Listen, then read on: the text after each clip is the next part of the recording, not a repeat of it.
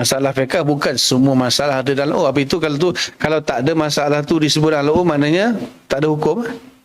Berapa banyak manazil-manazil yang berlaku kan, yang mana Imam Syafi'i tak pernah bahas benda tu, ulama-ulama Syafi'i lah yang akan mengeluarkan fatwa. Ini belum lagi nak cerita tentang disiplin mengambil fatwa dalam mazhab Syafi'i. Daripada Imam Syafi'i sendiri, qaul qadim dia, qaul jadid dia, kemudian dia panggil aqwal dengan aujah. Keluarkan apa daripada nas dalam boleh apa? Istighasah.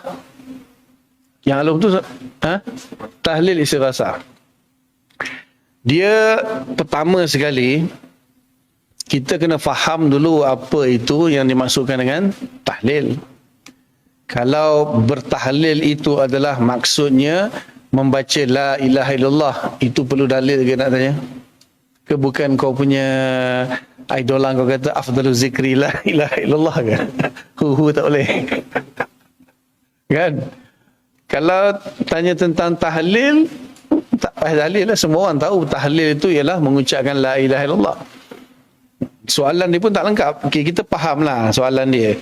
Maksudnya, majlis tahlil itu ialah satu package.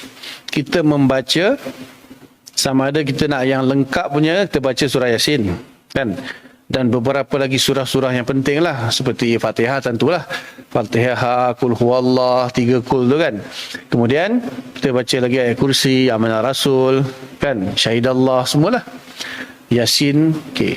Lepas tu kita zikir dengan tahlil la ilaha illallah. Sebab apa itu dipilih beberapa surah yang utama dalam Quran, kemudian zikir yang utama tahlil, kemudian selawatlah kan, Allahumma salli afdhalus salat. Lepas tu Allahumma ij'al wa ausil wa taqabbal sawaba ma qara'nahu ila arwahi ila akhirih. Panjang kan? So maksud majlis tahlil itu ialah nak menghadiahkan pahala bacaan. Wa ma qara'na minal Qur'an al-azim wa ma halalna min la ilaha illallah wa ma halal wa ma qala min ya Allah wa mastaghfarnahu wa ma kunna wa ma sallaina ala nabiyina kan. Ila arwahi fulan wa fulan. Mula-mula kan Nabi lepas tu dan seterusnya lah. So isu dia ialah menghadiahkan pahala bacaan Quran dan pahala berzikir la ilaha kepada si mati. Itu isu dia. Kalau dia tanya daripada mana ada al-ummah tidak, pergi cari. Kalau kita ambil pendapat Syafi'i, dia asalkan guna Imam Syafi'i tak bagi baca Quran, menghadiahkan pahala tak sampai. Itu paling banyak dia gunakan dalil. Kalau dia baca, dia betul-betul dengan secara menyeluruh, dan dah tentulah kita kata ulama-ulama Syafi'iyah ini lebih faham akan qaul Imam Syafi'i berbanding selain daripada ulama Syafi'i. Dan ulama kata memang ada qaul di antara 4 mazhab ni, 4 ulama pengasas mazhab ni, 3 sepakat kata sampai. Imam Syafi'i saja kata tak sampai, kecuali dengan syarat kita kena berniat dan mendoakan pahala itu disampaikan kepada fulan. Just baca sahaja Imam Syafi'i kita tak sampai. Tapi 3 kata sampai. Yang kau kata kononnya kau ni mazhab Hambali kan? Sampai. Abu Hanifah sampai, Maliki sampai. Imam Syafi'i tak sampai. Tapi Imam Syafi'i suruh kunut subuh kau tak nak pula. Tengok bila kena dengan dia ambil, tak kena dengan dia tak ambil. Jadi Imam Syafi'i kata tak sampai tanpa mendoakan. Nak sampaikan kena doa. Sebab tu dalam semua kita punya risalah kecil tahlil tu kena ada doa tu. Kalau baca saja tak sampai. Kecuali Imam Syafi'i kita baca di atas kubur sampai. Tapi kalau baca jauh, kena doa, niat dan doakan. Itu yang ila hadratin Nabi Mustafa niat kan. Okey. Kepada arwah fulan al-syamul al-Fatihah. Lepas tu bila doa pun sebut khususun ila ruhi man ijtama'naha bi sababihim. Sebab kita berkumpul untuk si fulan tu lah. Siapa dia? Sebut nama dia. Kena sebut nama. Lepas tu ada surat kan. Tu ada envelope tu kan, dia tak suka tu envelope kan.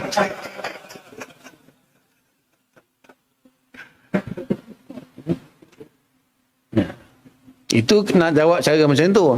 Tapi kalau dia nak kata dia kata sekarang ni terkadang bukan semua masalah fiqh ada dalam al-um. Masalah fiqh bukan semua masalah ada dalam al-um. Apa itu kalau tak ada masalah tu disebut dalam al-um, maknanya tak ada hukum. Berapa banyak manazil-manazil yang berlaku kan, yang mana Imam Syafi'i tak pernah bahas benda tu, ulama-ulama Syafi'i lah yang akan mengeluarkan fatwa.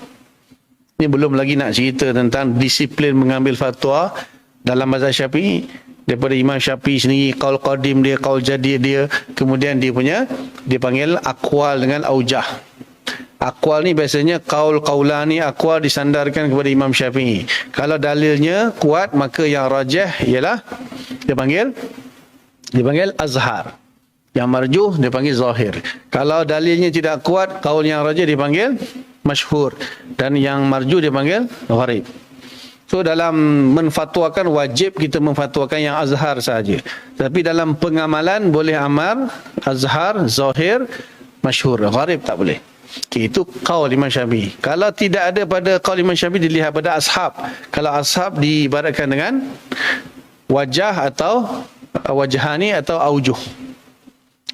Jadi yang kalau dalam wajah, yang kalau dalilnya kuat, yang mutamad dipanggil asah, yang marjuh dipanggil muqabil asah. Kalau dalilnya lemah, yang rajih dipanggil sahih, yang marjuh dipanggil dhaif. Dalam memberi fatwa wajib bagi yang asah. Tapi dalam pengamalan peribadi boleh asah, muqabil asah dengan sahih. Dhaif tak boleh. Tahu ke tak orang yang tanya tu? Ini disiplin mengambil fatwa dalam mazhab Syafi'i. Tapi kena ingat, antara fatwa mutamad dalam mazhab dengan fatwa-fatwa mufti tak sama. Dan yang ketiga, keputusan hakim di mahkamah syariah pun tak sama. Jangan kau campur aduk semua. Bila kita bercakap tentang hukum hakim syariat, kalau memang kita nak fokuskan kepada mazhab Syafi'i tadi yang saya sebut tadi. Itu cuma nanti kitabnya siapa pula, ulama' siapa pula, panjang lagi cerita dia. Jadi kalau fatwa pula, itu tak ada kaitan. Terkadang mufti itu memberi fatwa tanpa merujuk kepada mazhab Syafi'i. Contoh bawa PKP semalam Jumaat 4 orang. Mazhab Syafi'i ada? Ambil dari mana tu? Zakat fitrah boleh bayar pakai duit mazhab Syafi'i ke? Tak. Kalau fatwa dikeluarkan, fatwa ni dia untuk maslahat. Mufti mengeluarkan fatwa, dia tak tengok dah mazhab Syafi'i saja. Dia tengok pada maslahat masyarakat selagi ada di bawah 4 mazhab, selagi itu dipakai. Bahkan mutaakhirin punya ulama, contoh Imam Sulaiman Jamal yang membuat hasyiah ala Fathul Wahab, Syekh Zakaria Ansari pun ada bagi fatwa tentang boleh bayar zakat pakai duit, boleh pindahkan zakat ke tempat lain, boleh khususkan zakat tidak pada semua asnaf. Tak ada lah fatwa mutaakhirin yang menyalahi qaul mazhab Syafi'i. Tapi ini fatwa. Dia bukan menyalahi mazhab Syafi'i, maknanya dia mengeluarkan fatwa. Lepas tu Imam Nawawi ada kitab fatwa dia, Ibn Hajar ada kitab fatwa dia, Imam Ramli kitab fatwa. Kitab fatwa ni tak sama dengan kitab mutamad mazhab Syafi'i. Itu pun tak faham tu, saya bahas lah.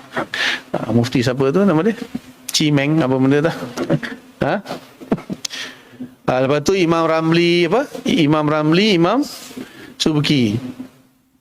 Sekarang ni bila ada khilaf di kalangan mutaakhirin selepas zaman Imam Nawawi, termasuklah Imam Subki ke, Imam Ramli ke, Ibn Hajar Haytami ke, Zakaria Ansari ke, siapa saja, maka mana-mana qaul boleh diambil. Dia bukan macam apabila disepakati oleh Imam Nawawi dan Imam Rafi'i, itu yang paling kuat. Dan kalau ada khilaf antara Imam Nawawi dan Imam Rafi'i, yang ditarjihkan Imam Nawawi.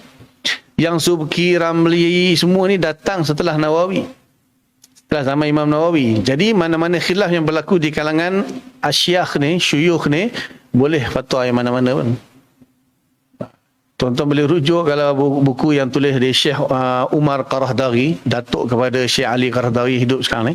Dia kan pakar dalam fiqah muasarah ni.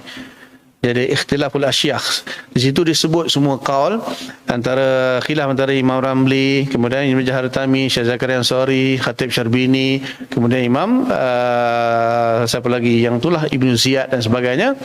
Dia punya cara pentarjihan dia tak sama dengan Syekh Sulaiman Kurdi. Syekh Sulaiman Kurdi ni dalam Fawaidul Madaniyah, dia ni mufti kurun yang ke-13. Dia ni guru kepada Muhammad bin Abdul Wahab.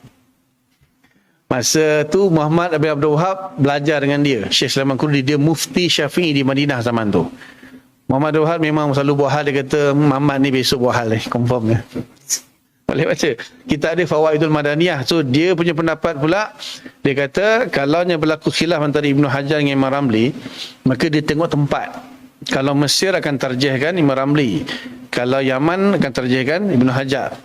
Kalau di Hijaz sebahagian pilih Ibn Hajar, sebahagian pilih Imam Ramli. Kalau di Nusantara tengoklah dia belajar mana, dia balik yang mana.